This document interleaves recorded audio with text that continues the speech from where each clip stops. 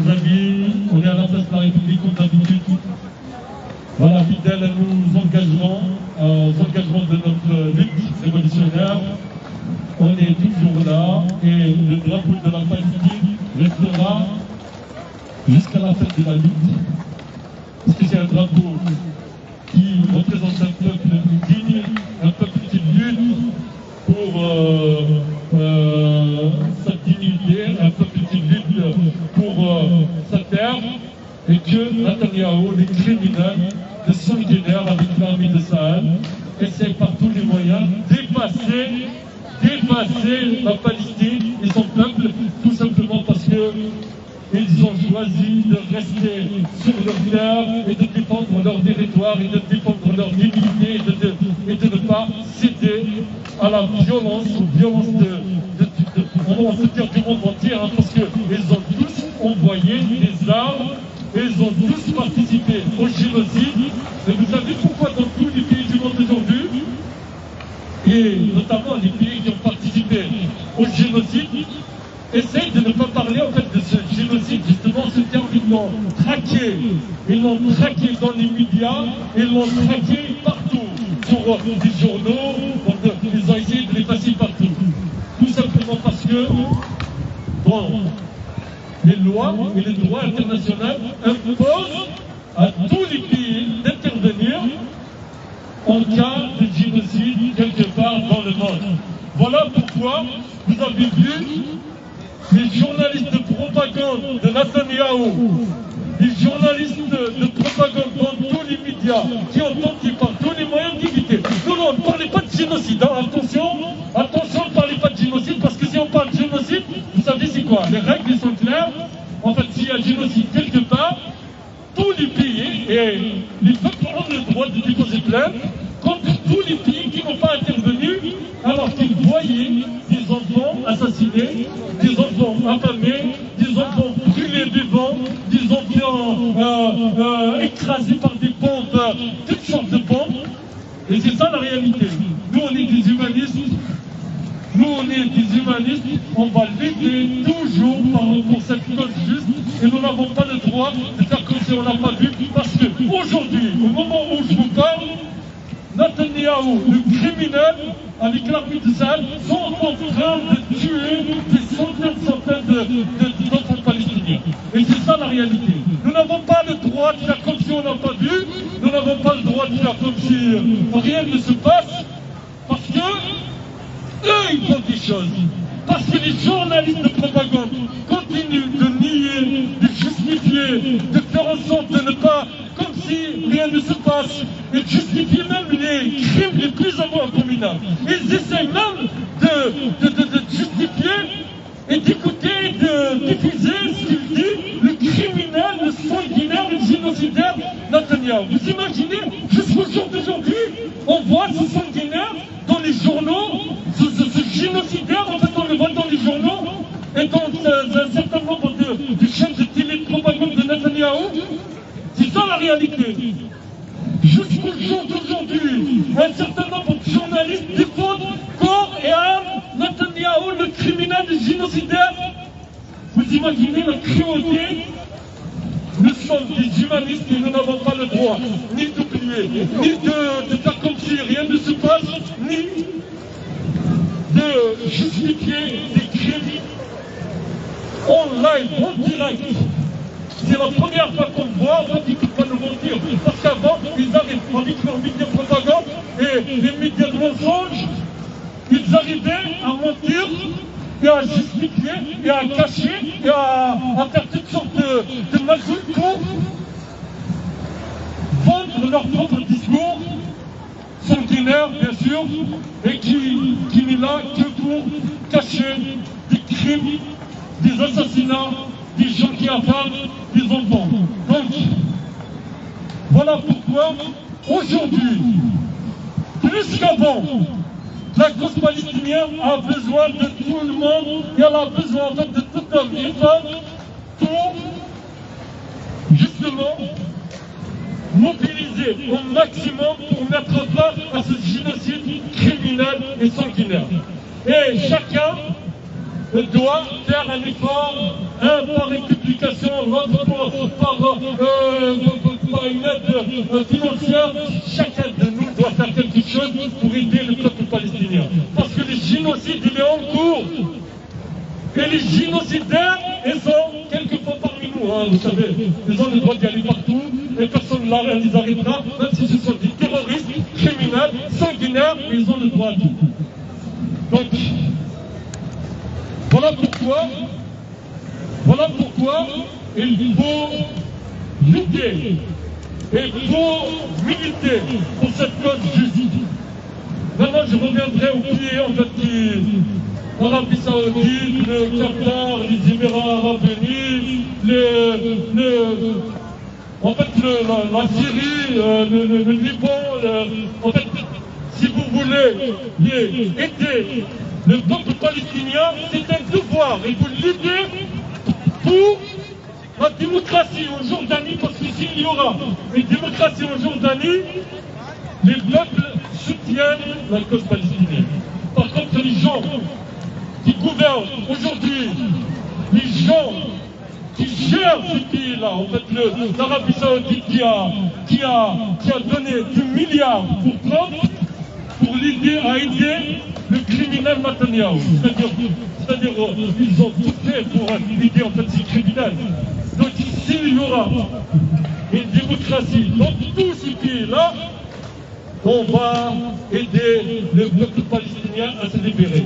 Donc, il faut, en Égypte, où il y a le criminel Sisi, en Jordanie, où il y a Abdullah, le criminel, tous ces gens-là sont complices.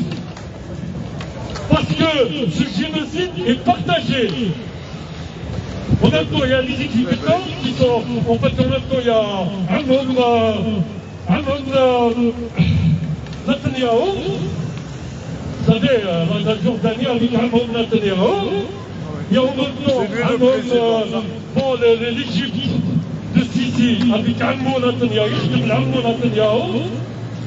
En fait, vous savez, Amon Netanyahu, lui qui est le chef suprême et qui est là en fait pour les guider, les gérer, et quelquefois en fait leur demander en fait de fermer tout pour tuer le peuple palestinien.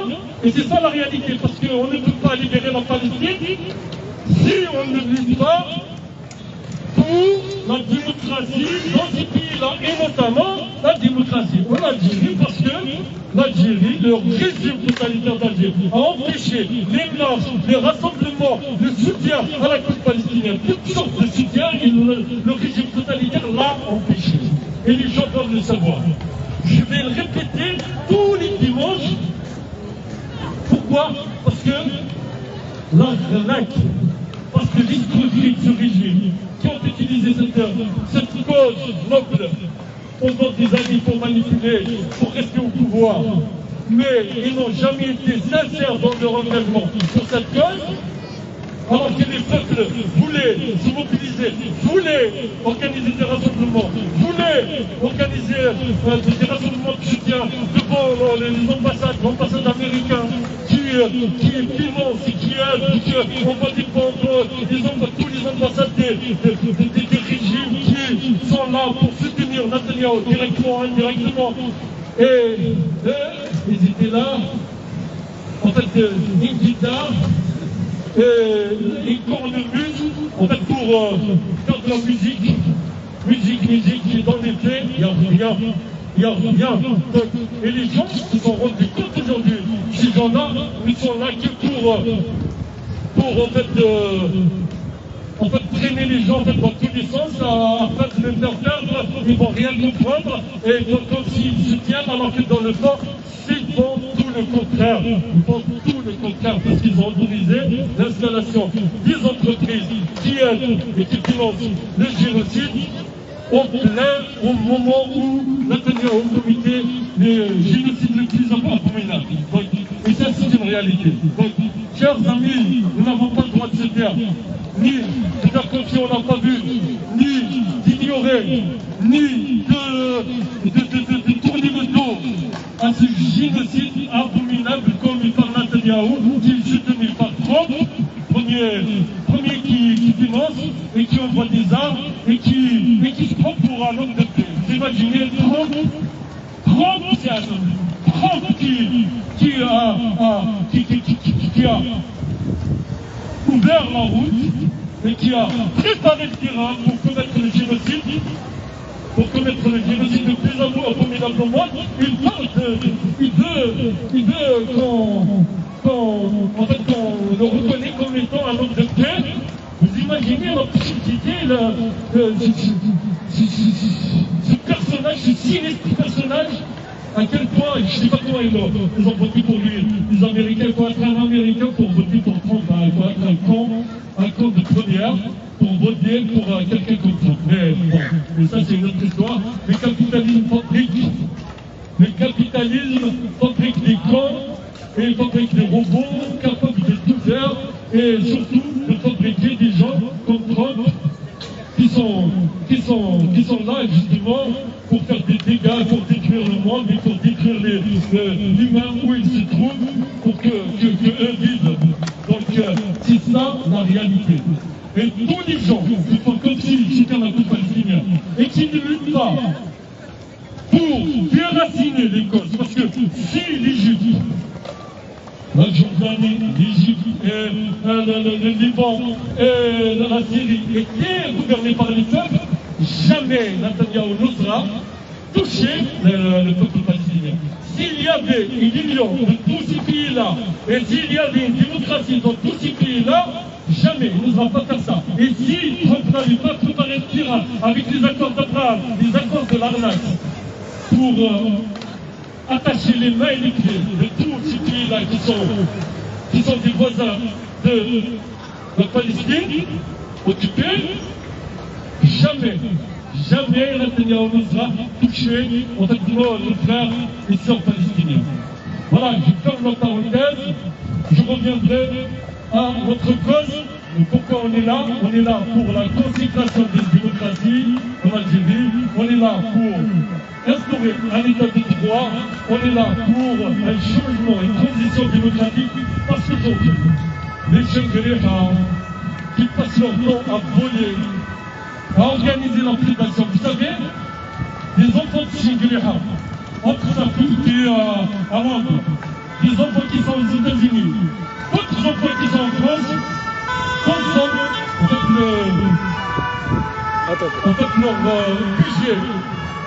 leur budget annuel qui passe le budget des wilayas en Algérie, le Tarnas. Vous imaginez, en fait, 4 ou 7 personnes, des enfants de Shingleha, ont un budget annuel qui dépasse le budget de la wilaya de Tarnas. Parce qu'il est leur demande, vous savez, les enfants de Shingleha, ils vivent pas dans les quartiers, mais ils doivent vivre dans les quartiers les plus chics, ils doivent y aller en vacances, ils ont leurs habitudes, vous savez, qui sont un petit peu bizarres, vous savez, ces gens-là, ils ont des dépenses qui sont, vous ne pouvez pas imaginer, vous ne pouvez pas imaginer. Eux, ils ont le droit de vivre dans le luxe. Et vous, ils vous diront, ah non, c'est comme ça, donc il faut vivre sans moyens, il faut vivre dans la misère, et les routes qui tuent, les routes de la mort, les bus de la mort, et d'ailleurs je reviendrai un peu sur cette histoire de bus, quand les gens, aujourd'hui les gens commencent à parler, commencent à comprendre que si le bus avait fait un accident grave, si le bus a fait un accident grave, tout simplement parce qu'il y a des routes de la mort. Parce que les importateurs de la pièce, ce sont des généraux qui importent une pièce médiocre. Parce que pour gagner plus, les généraux préfèrent importer une pièce qui tue, la pièce de la mort. Parce que les généraux n'ont pas construit de routes. Parce que les routes aujourd'hui, vous savez, en Algérie, un accident en fait, il y a un accident où il y a plus de 10 à 12 morts par jour. Des accidents comme ça, un peu partout en Algérie, à Constantine, à Naba, à Steve, à Oran, et partout en Algérie. Tous les temps des accidents. Pourquoi? Parce que les routes, il n'y a pas que des dalles, il y a des montagnes. Et Au milieu de la route, il y a des rivières, il y a des mers, il y a tout, hein. Il y a tout, hein. Vous voyez tout. En fait, il y a même des photos qui sortent, il y a toutes sortes en fait, de conneries. Donc, le régime totalitaire a construit la mort partout, dans un hôpital, dans une rue, dans un espace public, tous les espaces publics. D'ailleurs, vous avez vu des gens qui sont en fait des sabres, hein, vous savez, pour voler, pour assassiner, pour faire toutes sortes de conneries. Ah, merci. Voilà.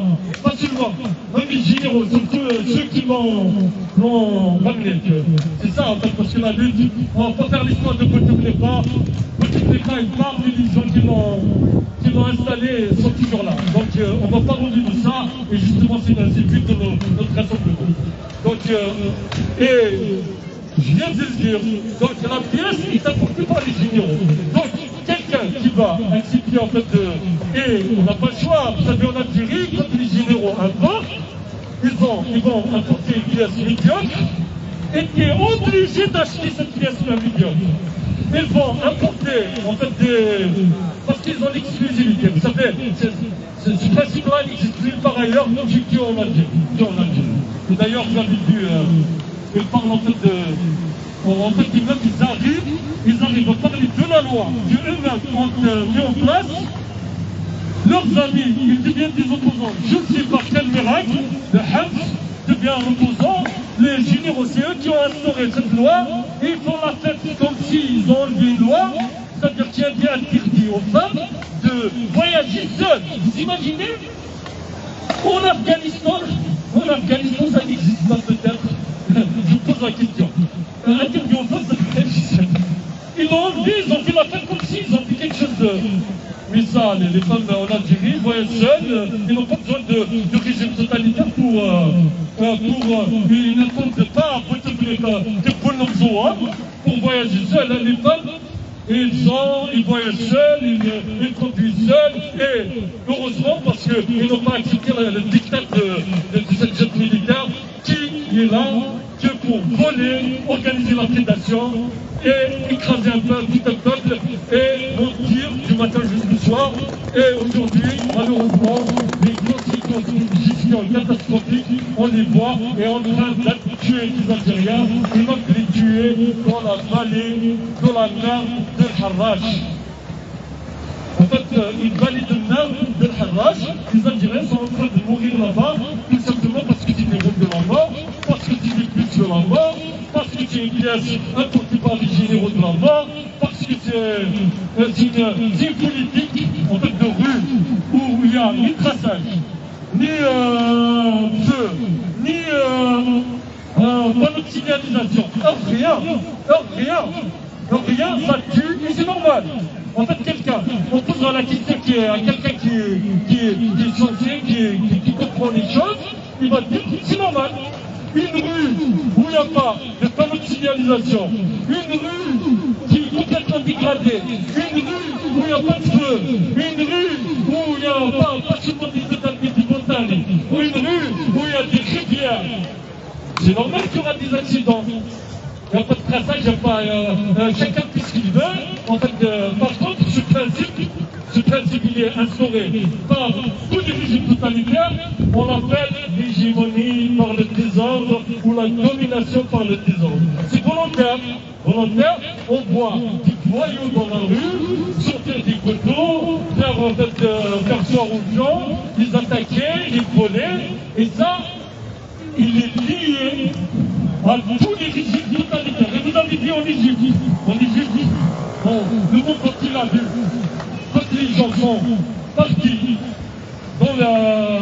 en fait, pour se soutenir, demander l'ouverture des frontières pour aider le peuple palestinien en Égypte, Sisi est là, en fait, actionner ces éléments qui sont une mafia, qui frappe, qui violente, et ça, c'est utilisé en fait dans tous les régimes totalitaires. Donc, les gens-là sont sortis dans la rue, violentés, insultés, en fait, les personnes, les humanistes qui ont fait le déplacement en Égypte pour ouvrir le passage et pour aider le peuple palestinien et pour casser en fait, cette envie en fait, de les assassiner dans le silence instauré par Netanyahou et tous ses amis qui sont un peu partout dans le monde et qui font la propagande du jour et nuit. Donc, les régimes totalitaires sont toujours comme ça, et en Algérie, les voyous dans la rue sont gérés par les services, et quand les gens sont sortis en juin 2001, ils ont utilisé, même ils ont sorti même les voyous des prisons, et vous savez maintenant, vous comprenez pourquoi. Pourquoi, en fait, à chaque année anniversaire, ils essaient de sortir en fait les gens de prison. Pourquoi? Parce qu'ils travaillent avec eux. Parce qu'ils deviennent leur indicateur, parce qu'ils deviennent leur agent, parce que ces gens qui volent et qui font peur et qui sortent des couteaux et qui essaient en fait de contrôler la rue ne sont que des agents de régime totalitaire. Et voilà pourquoi les militants resteront en prison, les voyous sortiront de prison. Et c'est ça la raison. Donc chers amis, voilà pourquoi la lutte doit continuer. La lutte entre les gens gérés par un homme Netanyahou, en fait comme Sisi, Abdullah dans la Jordanie, Ben Zayed, l'émir des Émirats Arabes Unis, et l'émir de Qatar et tous ces émirs-là, et en fait qui ont un homme Netanyahou, et les gens qui ont un homme Tebboune. Donc c'est pareil, on va dire la vérité. En fait, c'est la même chose, c'est la même chose. Donc, ces gens-là font beaucoup de mal. Ils font beaucoup de mal au monde. Ils font beaucoup de mal à l'humanité. Voilà pourquoi la lutte pour la cause palestinienne, la lutte pour les démocraties en Égypte, au Maroc, en Algérie, dans tous les pays, parce que les peuples sont solidaires avec la Palestine, est un devoir. Et merci.